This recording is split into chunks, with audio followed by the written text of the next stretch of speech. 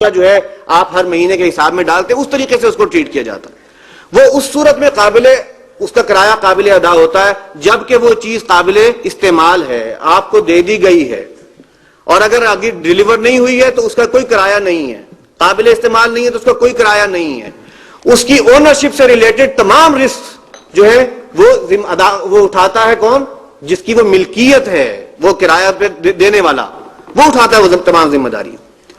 اب یہ وہ چیز ہے جو کہ آپریٹنگ لیز کا یہ کانسیپٹ اجارے کے کانسیپٹ سے بہت قریب ہے. اس لیے کہ اجارے میں بھی یہی ہے کہ جو شخص اجارے پر کوئی چیز جو ہے وہ دیتا ہے وہ اپنی ملکیتی چیز کی پوری ذمہ داری اٹھاتا ہے.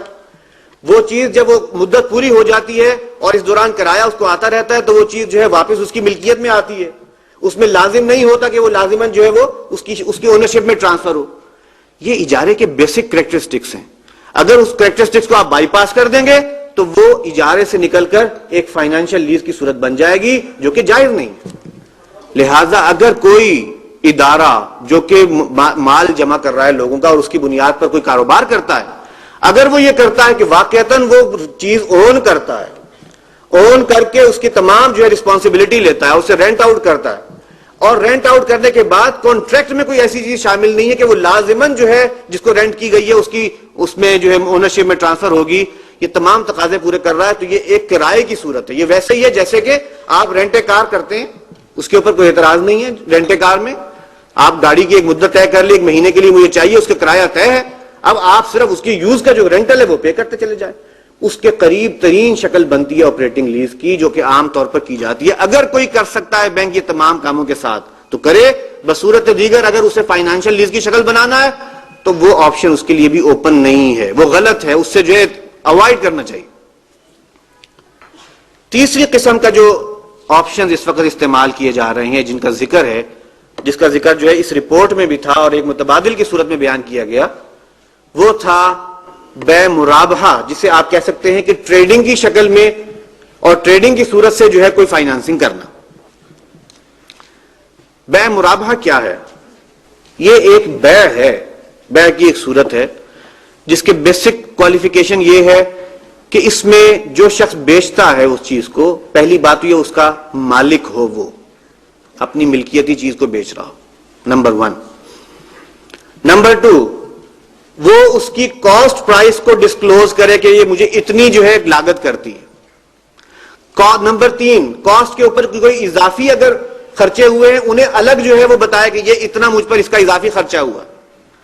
اور نمبر 4، اس کے اوپر اگر کسی خریدار کو وہ آفر کر رہا ہے تو اس پر اپنا شرح منافع واضح کرے کہ میں اس پر کتنا منافع لینا چاہتا ہوں، 5% کا چاہتا ہوں، 10% چاہتا ہوں. اور پھر وہ اگر نیگوشیٹ کرتے ہیں تو نیگوشیٹ کرنے کی صورت میں وہ 5% یا 10% جس پر اس کے درمیان میں کہیں آ کر سیٹل کر لیتے ہیں وہ اس کا منافع طے ہو.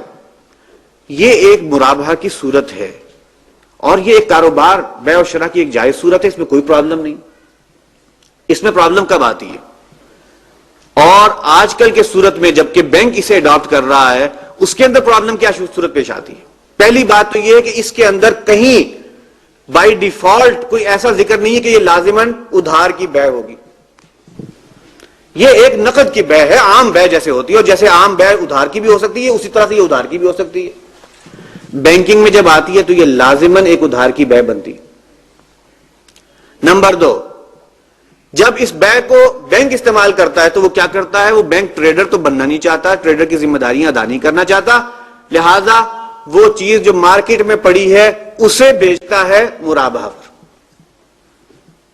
اسے بیچنا مرابحہ پر کا کیا مطلب ہے کہ آپ اصل میں صرف وہ جو فائنینشیل گیپ تھا، کوئی اگر آج کسی شخص کے پاس اس کی قیمت دینے کے لیے پیسے نہیں ہیں اور وہ ادھار پہ جو ہے وہ خریدنا چاہتا ہے، بازار جس سے وہ خرید رہا ہے وہ ادھار پر دینے کو تیار نہیں ہے، تو یہ بینک صاحب وہاں تشریف فرمائیں کہ ٹھیک ہے ہم آپ کو وہ خرید کے دے دیتے ہیں، ادھار آپ ہم سے کر لیں اور وہ ادھار جو ہے ہم آپ سے قسطوں میں لے لیں.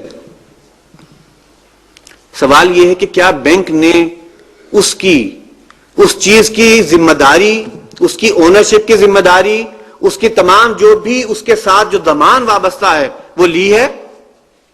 اگر آپ اوریجنل کانٹریکٹس دیکھیں تو یہ مرابحہ 2 قسم کی جو ہے وہ کاموں میں یوز ہو رہا ہے. ایک اسی طرح کی ٹریڈنگ میں کوئی چیز جو ہے وہ بازار میں پڑی ہے، بینک درمیان میں آ گیا ہے وہ فائنینشیل گیپ بریچ کرنے کے لیے، کلائنٹ جو ہے وہ خود جاتا ہے سروے کرتا ہے کون سی چیز چاہیے. جو چیز چاہیے اس کا کوئی اگر بھاؤ تاؤ کرنا ہے وہ بھی وہی کرتا ہے. پھر وہی بینک کا کلائنٹ بن کر جا کر اس سے جو ہے معاہدہ ایگریمنٹ کرتا ہے. اب وہ اولاً کچھ دیر کے لیے اس کو بینک کے نام پر جو ہے وہ ٹرانسفر کیا جاتا ہے, اور پھر جب وہ ادائیگیاں پوری ہو جاتی ہیں تو وہ اسے بعد میں جو ہے وہ اس شخص کے نام پر ٹرانسفر کیا کر دیتا ہے. یہ کام جو بینک کر رہا ہے وہ مرابحہ, وہ بیع نہیں کر رہا, بیع و شراء نہیں کر رہا, وہ صرف اور صرف اس فائنانشل گیپ کو برج کر رہا. اس کی قانونی شکل پورا کرنے سے بات مسئلہ حل نہیں ہو جاتا, بلکہ اس سے مسائل پیدا ہوتے ہیں, کنفیوژن پیدا ہوتی ہیں. لوگ سمجھتے ہیں کہ کیا ہو رہا ہے, یہ وہی کا وہی تو ہو رہا ہے, اس میں اور اس میں فرق کیا ہے. چلو یہ تو پھر وہ ان چیزوں کے بارے میں جن میں ٹریڈنگ ہو رہی ہے. بہت سا مرابحہ کیا جاتا ہے ان چیزوں میں جس کی کوئی ٹریڈنگ ہے ہی نہیں. مثال کے طور پہ کسی کو صرف اپنا ورکنگ کیپٹل چاہیے. اب اس سے پوچھ لیا گیا کہ بھئی آپ کو ورکنگ کیپٹل چاہیے, کیا کیا جائے؟ اچھا آپ کے پاس فلاں چیز پڑی ہے, آپ اسے پہلے ہمارے نام پر بیچ دیں اور پھر آپ ہم سے خرید لیں ادھار پر. اس دوران اور مرابحہ پر ہم آپ کو بیچ دیتے ہیں, مرابحہ ڈیفرڈ پیمنٹ بنیاد پر بیچ دیتے ہیں. نہ دونوں پارٹیز اس چیز کو خریدنا چاہ رہی ہیں نہ بیچنا چاہ رہی ہیں, ضرورت ہے اپنے کیپٹل کے لیے کی اور فائنانسنگ کی, اس کو پورا کیا جا رہا ہے.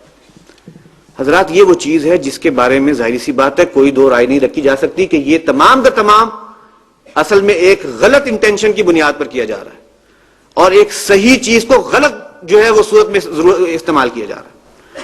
لہذا اگر تو یہی کچھ کرنا ہے بینک نے, تو پھر یہ ٹریڈ بیسڈ جو ارینجمنٹس ہیں وہ بینکنگ کے لیے اویلیبل ہی نہیں, اسے پھر بھول جایا جائے. ہاں اگر وہ چاہتے ہیں کہ واقعتاً کوئی تبدیلی کرنا تو پھر وہ ایک ٹریڈر بن جائیں, ایک ٹریڈنگ کمپنی بنے اور وہ تمام جو ہے ذمہ داریاں ادا کریں جو ایک ٹریڈر کرتا ہے, وہ تمام قسم کی ایکٹیویٹیز میں مصروف ہوں جو ایک ٹریڈر کے ساتھ دنیا بھر میں معروف ہیں.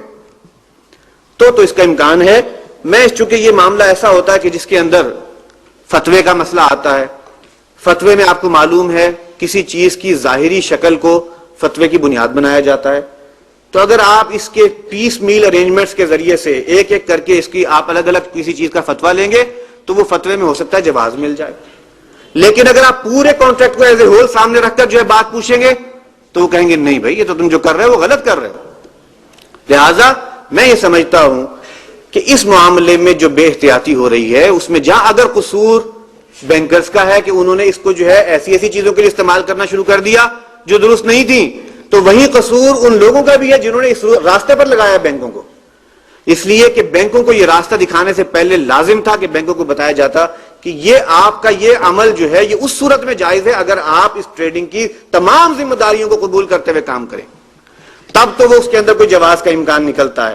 لیکن اگر آپ اس کو جو ہے وہ شیئر نہیں کرنا چاہ رہے, تو میں کروڈ سی مثال میرے ذہن میں آ رہی ہے کہ کوئی شخص جو ہے وہ اپنی خواہش کی تسکین کے لیے جو ہے بدکاری کرتا ہو اور اسے جو ہے راستہ بتایا جائے بھی اللہ نے یہ ایک راستہ رکھا ہے شریعت کے اندر, یہ چیز جائز ہے, اس میں تم یہ کرو, عقد کرو اور پھر ذمہ داری لو اور پھر جو ہے اپنی جو بھی خواہش ہے اسے پورا کرو.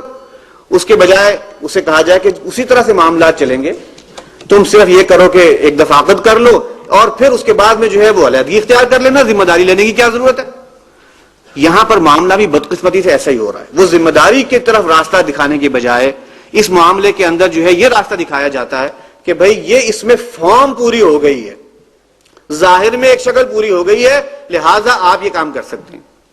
لیکن یہاں میں بھی یہ عرض کر دوں کہ بہت سے بینکس ہیں, ان کے لوگ آتے ہیں مجھ سے گفتگو کرتے ہیں بعض دفعہ, اور جب میں ان کے سامنے ساری صورتحال رکھتا ہوں وہ سمجھتے ہیں, مانتے بھی ہیں.